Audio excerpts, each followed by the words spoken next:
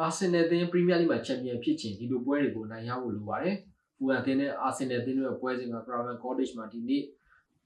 စနေနေ့ည7:00 နာရီမှာရှိမယ်ကစားကြမှာ။အာဆင်နယ်အသင်းပရီးမီးယားလိကချန်ပီယံဖြစ်ဖို့ဒီလိုပွဲစဉ်တွေအနိုင်ရဖို့ဘာကြောင့်လိုတာလဲလို့ပြောရင်ပြီးခဲ့တဲ့ရာသီကရလဒ်တွေကိုပြန်ပြီးသွားကြည့်အောင်။ပြီးခဲ့တဲ့ရာသီကပရီးမီးယားလိအဆင့်9ကနေအဆင့်15အတွင်းရှိတဲ့အလဲလက်အသင်းတွေနဲ့တွေ့တဲ့ချိန်တိုင်းမှာအာဆင်နယ်အသင်းရုံးကန်ရတယ်စုစုပေါင်း18ပွဲကစားမှာ6ပွဲပဲနိုင်တယ်ကျန်တဲ့ပွဲ12ပွဲမှာတည်ကြတယ်ရှုံးတယ်အဲ့လိုရလဒ်တွေရခဲ့တယ်နော်ဒါကြောင့်အမှတ်တွေဆုံးရှုံးပြီးတော့အာဆင်နယ်အသင်းပရီးမီးယားလိချန်ပီယံဆုကိုရဖို့အတွက်လမ်းလုပ်ခဲ့ရတယ်အဲ့တော့အလဲလက်အသင်းတွေတွေ့ရခါမှာရလဒ်ကောင်းအောင်မစွမ်းဆောင်နိုင်ခဲ့တာကပရီးမီးယားလိမှာချန်ပီယံဆုရဖို့ဘူဆွဲဖို့အတွက်အခက်အခဲတွေကြုံတွေ့ရတဲ့အဓိကအရေးကြီးတဲ့အချက်လို့ပြောရမယ်ဒါကြောင့်ဒီလိုပရီးမီးယားလိမှာဘူဆွဲခြင်းနဲ့ဆိုရင်အလဲလက်အသင်းတွေအနိုင်ရဖို့လိုဖူလမ်အသင်းရဲ့ Craven Cottage မှာတွားကစားတဲ့အချိန်မှာအာဆင်နယ်အသင်းချန်ပီယံဖြစ်ဖို့ဆိုရင်ဒီပွဲကအရေးကြီးတယ်။ပြီးခဲ့တဲ့ရာသီထိပ်တိုက်တွေ့ဆုံမှုတွေအရဆိုရင်အာဆင်နယ်အသင်းတပွဲနိုင်နေတပွဲတည်ကြထားတယ်။ဒါပေမဲ့ဖူလမ်အသင်း Craven Cottage မှာတော့နောက်ဆုံး2ပွဲမှာနိုင်ပွဲမရတာဘူး။တပွဲရှုံးတယ်တပွဲတည်ကြ။ဒါကြောင့်ဒီနောက်ပိုင်းနှစ်တွေမှာတော့ဖူလမ်အသင်း Craven Cottage ကအာဆင်နယ်အသင်းအတွက်အနေနဲ့ခက်ခဲတယ်အာဆင်နယ်အသင်းနဲ့ဖူလမ်အသင်းတို့ထိပ်တိုက်တွေ့ဆုံတဲ့ပွဲတွေမှာအာဆင်နယ်အသင်းကတိတိတသာအသာစီရထားတယ်လို့ပြောပေမဲ့ဖူလမ်အသင်းရဲ့အိမ်ခွင်းကတော့ရလကောင်းနေတော့မယ်ဒီရာသီပရီးမီးယားလိမှာအိမ်ခွင်း2ပွဲအနိုင်ရထားတယ်ပေါ့လေအဲ့တော့ဖူလမ်အသင်းအိမ်ခွင်း Craven Cottage ကတကယ်ကောင်းတဲ့တကယ်ခက်ခဲတယ်ပေါ့နော်ကွဲလို့ပြောရမယ်ဒီနှစ်သင်းရဲ့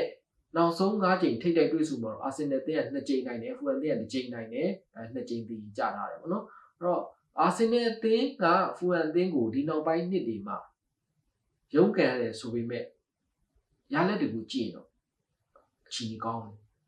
ပရီးမီးယားလိမှာနောက်ဆုံး14ပွဲဒီဖူလမ်အသင်းနဲ့ထိပ်တိုက်တွေ့ဆုံတဲ့အချိန်မှာ6ကြိမ်ထိနိုင်တယ်4ကြိမ်ပြီးကြိုက်လို့1ကြိမ်ပဲရှုံးထားတယ်အဲ့ဒါက2023ခုနှစ်ကဖူလမ်အသင်းအိမ်မှာ2ဂိုးနဲ့ရှုံးတဲ့ပွဲအဲ့တပွဲပဲရှုံးထားတယ်လက်တလောခြေစမ်းတွေရကြည့်ရင်လေအာဆင်နယ်အသင်းကတော်တော်လေးကောင်းတဲ့အသင်းပရီးမီးယားလိမှာ9ပွဲကစားမှာ9ပွဲနိုင်1ပွဲတည်ကြတယ်1ပွဲရှုံးတယ်ရမှတ်16မှတ်အဆင့်1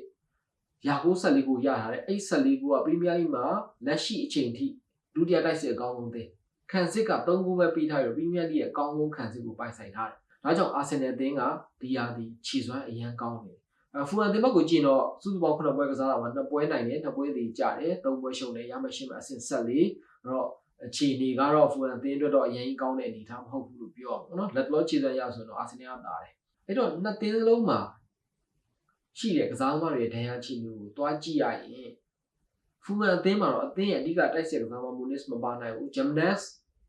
်ပါဝင်ဖို့မတိကြဘူးဒါကြောင့်တိုက်စစ်မှု2ယောက်စလုံးပါဝင်ဖို့မတိကြတဲ့အခြေအနေဖြစ်နေတယ်ပေါ့နော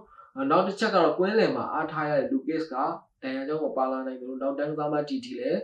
းဒီအာဆင်နယ်အသင်းရဲ့ကစားမဲ့ပွဲမှာမပါဘူးအဲ့တော့လူပြည့်အားပြည့်ကစားနိုင်ဖို့တော့အခက်အခဲရှိနေတယ်လို့ပြောရမယ်အာဆင်နယ်အသင်းကတော့ဒဏ်ရာကြောင့်ကာလာရှိနာနေရတဲ့ကိုင်းဟာပဲဆိုကာဗီဂျေဆူဆိုတော့မပါနိုင်ဘူးနောက်ပြီးတော့အိုဒီကတ်တို့မာတူအကီတို့လည်းမပါဝင်နိုင်ဘူးဘန်ဟွိုက်ကလည်းပါဝင်မှုမကျင်းသေးဘူးဒါပေမဲ့အာဆင်နယ်အသင်းအတွက်ကတော့ဒီဒဏ်ရာပြဿနာကအခုချိန်ထိပြဿနာမဟုတ်သေးဘူးအသင်းရဲ့ကွဲထဲမှာဒီကလိုရိုက်ကောင်းတယ်ဇူဘီမန်နီကောင်းတယ်အသစ်ခေါ်တဲ့ XG ကောင်းနေတယ်နောက်တစ်ခုကတော့အသင်းရဲ့ဟန်ချက်ညီနေသေးတယ်ပေါ့ဒါကြောင့်အာဆင်နယ်အသင်းလက်ရှိအခြေအနေကတော့တောင်တင်းတဲ့အခြေအနေမှာရှိနေလို့ပဲပေါ့နော်ဒဏ်ရာရကစားသမားတွေရှိနေပြီမဲ့တောင်တင်းတဲ့အခြေအနေမှာရှိနေလို့ပဲအဲ့တော့ဒီနှစ်သင်းရဲ့ဖြစ်နိုင်ပွဲလူစင်းကိုကြည့်ရင်တော့အာဆင်နယ်အသင်းကအပြောင်းလဲအများကြီးမရှိနိုင်ဘူးဘုသမားနေရာမှာရာနောက်ကစားသမားနေရာမှာဂါဘရီမကာဟေးစ်ဆလီဘာနောက်ကဆွန်ဘီရီမှာကာလာဖီယိုနဲ့တင်ပါပေါ့နော်ကွင်းလယ်မှာတော့ဇူဘီမန်ဒီဒီကလန်ရိုက်နဲ့ X0 ဆော့ပြီးရှိတယ်ပေါ့နော်တိုက်စစ်မှာတော့ Yogras ရှော့ဆက်နဲ့စာကာတို့ကစားမယ်ပေါ့နော်ဒါပြောင်းလဲမရှိဘူးအာဆင်နယ်ကဖူလမ်အသင်းကတော့သူတို့တင်းရဲ့တိုက်စစ်မှု2ယောက်စလုံးထဲမှာတစ်ယောက်ကမြူနစ်ဆော့လုံးဝမပါနိုင်ဘူးဂျမ်နက်စ်ကတော့ပါဝင်မှုမသေးကြဘူးဆိုတဲ့အခြေအနေကြက်ခိုင်မှုမပြည့်ဝသေးဘူးဆိုတဲ့အခြေအနေကြောင့်အသင်းရဲ့တတိယလိုင်းနဲ့တိုက်စစ်မှုဂျူးကင်းကိုထည့်ပြီးကစားဖို့ရှိတယ်ပေါ့လေဂိုးသမားနေရာမှာလီနိုနဲ့ပဲပွဲထွက်လာဖို့ရှိရဲနောက်ကကစားသမားတွေကက်စတာနီရိုနောက်ပြီးတော့ DF တို့ Anderson တို့အဲ့လိုကစားသမားတွေနဲ့ပွဲထွက်လာဖို့ရှိရဲကွင်းလယ်မှာဆက်ဆန်နိုတို့ EOB တို့နဲ့ကစားလာနိုင်တယ်ပေါ့နော်ဒါကတော့ဖူလမ်အသင်းဖြစ်နိုင်မှာ line နဲ့ပေါ့လက်တလောအခြေအနေနဲ့ကစားသမားစရင်းရတော့အာဆင်နယ်ကတီးတာဒါလေးရထားတယ် အသင်းမြဲဖူအသင်းအတွက်တကယ်ကိုအားကိုးရတဲ့ကြက်ခိုင်မှုကောင်းတဲ့တိုက်စစ်ကစားသမား2ယောက်ကြက်ခိုင်မှုမပြည့်ဘူး Munich ဆိုဂျမ်နက်ဆိုကြက်ခိုင်မှု Munich ကမပါနိုင်ဘူးဂျမ်နက်ဆိုကြက်ခိုင်မှုမပြည့်ဘူးဆိုတဲ့အခြေအနေမှာ Premier League ရဲ့ခံစစ်အကောင်းဆုံးအသင်းအာဆင်နယ်ကိုရင်ဆိုင်ဖို့အတွက်အခက်အခဲတော့ရှိနေပေါ့နော်နောက်တစ်ချက်ကတော့ဒီနောက်ဆုံးပွဲ20ဖူအသင်းနဲ့အာဆင်နယ်အသင်းနဲ့တွေ့တဲ့ပွဲ20မှာအာဆင်နယ်အသင်းဂိုးမသွင်းနိုင်တဲ့ပွဲမရှိဘူးပွဲ20လုံးဂိုးသွင်းထားတယ်ဒါကြောင့်ဖူအသင်းအာဆင်နယ်အသင်းရဲ့ခေတ်ဆက်တိုက်စစ်တွေကိုရှင်ပြိုင်ကစားတဲ့နေရာမှာတားဆီးတဲ့နေရာမှာအားနည်းမှုရှိတယ်လို့အချက်လေးတွေကပြရတယ်ပေါ့နော်နောက်တစ်ချက်အာဆင်နယ်အသင်းရဲ့ဒီတစ်ချိန်ဖူအသင်းနဲ့တွေ့တဲ့အခါမှာမတူညီတာတစ်ခုကတော့ low block အသင်းတွေကိုဒီဂိုးရဖို့အတွက်ကြိုးစားတဲ့အခါမှာ niche တွေပို့ပြီးတော့စုံလာတယ် low block တွေတိုက်စစ်မှု9လောက်ထိထားပြီးတော့ဂိုးရဖို့အတွက်ကြိုးစားတာမျိုးနောက်ပြီးတော့ counter attack တွေကနေဂိုးရဖို့အတွက်ကြိုးစားတာမျိုးအာဆင်နယ်အသင်းပို့ပြီးတော့လှုပ်လာနိုင်တယ်ပြီးခဲ့တဲ့ရာသီကအားနည်းချက်တွေတော်တော်များများကိုဖြည့်ရှင်းထားပြီဆိုတာကိုပွဲစဉ်ခုနှစ်ကစားပြီးတဲ့အချိန်မှာသိရတယ် low block ကစားတဲ့အသင်းတွေကိုနိုင်ရအောင်ကစားနိုင်တယ်ပြီးတော့ပြီးခဲ့တဲ့နှစ်ကတံပြန်တိုက်စစ်အညံ့ဆုံးအသင်းတွေက4သင်းမြောက်တယ်အာဆင်နယ်ကပရီးမီးယားလိမှာအသင်း20ရှိတယ်ပြီးခဲ့တဲ့နှစ်ကတံပြန်တိုက်စစ်မှာဂိုးရဖို့အတွက်အခွင့်အရေးဖန်တီးနိုင်မှုအနည်းဆုံးအသင်းတွေထဲမှာအဆင့်19နေရာမှာရှိတယ်အာဆင်နယ်ကဒါပေမဲ့ဒီရာသီအဲ့လိုမဟုတ်တော့ဒီရာသီမှာကျတော့အာဆင်နယ်အသင်းကတံပြန်တိုက်စစ်ကနေတစ်ဆင့် chance creation 14ချိန်ကြီးရထားတယ်ခုနပွဲကစားတဲ့အချိန်ဒါကပရီးမီးယားလိရဲ့ဘယ်အသင်းထက်မဆိုတာဒါကြောင့် counter attack လည်းကောင်းနေပြီ low block အသင်းတွေကိုလည်းဂိုးရဖို့အတွက်ဖန်တီးထားနိုင်ပြီဖြစ်တာကြောင့်ဖူအန်သင်းဒီနေ့ပွဲစဉ်မှာရုန်းကန်ရနိုင်တယ်လို့ယူဆရတယ်အဲ့တော့ဖူအန်သင်းအနည်းပြမာကိုဆေးဗာတော့ခံစစ်ကစားမှ9လောက်ထိထားပြီးတော့အာဆင်နယ်အသင်းရဲ့တိုက်စစ်ကိုခံကစားဖို့ရှိတယ်ပေါ့လေဒါကြောင့်ဖူအန်သင်းကအိမ်ကွင်းမှာကစားရတယ်ဆိုတဲ့အိမ်ကွင်းအားသာချက်ကလွဲပြီးတော့ဒီကစားသမားတွေနောက်ပြီးတော့ niche နှစ်ပိုင်းဆိုင်ရာတွေမှာတော့အာဆင်နယ်အသင်းထက်အားနည်းနေတယ်လို့ပြောရမယ်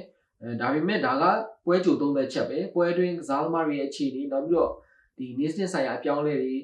အဆုံးဖြတ်ကိစ္စတွေပေါ့လေဒါမျိုးကြီးအဆုံးဖြတ်ကိစ္စတွေမှာအပြောင်းလဲဖြစ်လာခဲ့တယ်ဆိုရင်တော့ဖူအန်အသင်းအတွက်ကတော့အာဆင်နယ်အသင်းကိုကောင်းကောင်းတုံ့ပြန်တန်ပြန်ရှင်ပြန်ကစားနိုင်မယ့်အခြေအနေရှိတယ်ပေါ့လေဒီပွဲရဲ့စောင့်ကြည့်ကျင်စရာအကောင်းဆုံးကစားသမားဆိုရင်တော့အာဆင်နယ်အသင်းမှာဆိုရင် Declan Rice ကိုရွေးချင်တယ်ဖူအန်အသင်းအတွက်ဆိုတော့ EOB ကိုရွေးချင်တယ်ပေါ့နော် Declan Rice ကလန်ဒန်အသင်းတွေနဲ့တွေ့တဲ့ပွဲတိုင်းဂိုးမြူးတယ်ပြီးတော့ခြေစွမ်းပြလေးရှိတယ်နောက်ဆုံး9ပွဲလန်ဒန်အသင်းနဲ့တွေ့တဲ့အချိန်မှာရာဂိုး2ခုရထားတယ်ဂိုးဖန်တီးမှု4ချိန်ထိလုပ်ထားတယ်ဒါကြောင့် Declan Rice ကလန်ဒန်အသင်းတွေနဲ့တွေ့တဲ့ပွဲတွေမှာခြေစွမ်းပြလေးရှိတယ်တစ်ဖက်မှာတော့တစ်ချိန်လုံးကအာဆင်နယ်အသင်းရဲ့ကစားသမားဟောင်း EOB က line breaking pass အကောင်းဆုံးကစားသမားတွေတယောက်ဖြစ်နေပြီပရီးမီးယားလိဒီယာဒီပရီးမီးယားလိမှာ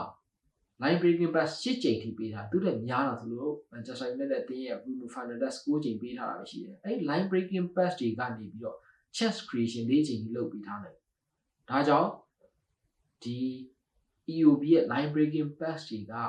အာဆင်နယ်အသင်းရဲ့နောက်ခံစားသမားတွေကိုအလုံးရှုပ်စေမယ်လို့ယူဆရတယ်ပေါ့နော်ဒါကတော့ဒီနေ့ပွဲစဉ်မှာစောင့်ကြည့်ဖို့ကောင်းတဲ့ကစားသမား2ယောက်ရဲ့အကြောင်းကိုတင်ဆက်ပေးခဲ့တာပေါ့လေအဲ့တော့ပွဲလက်ရှိ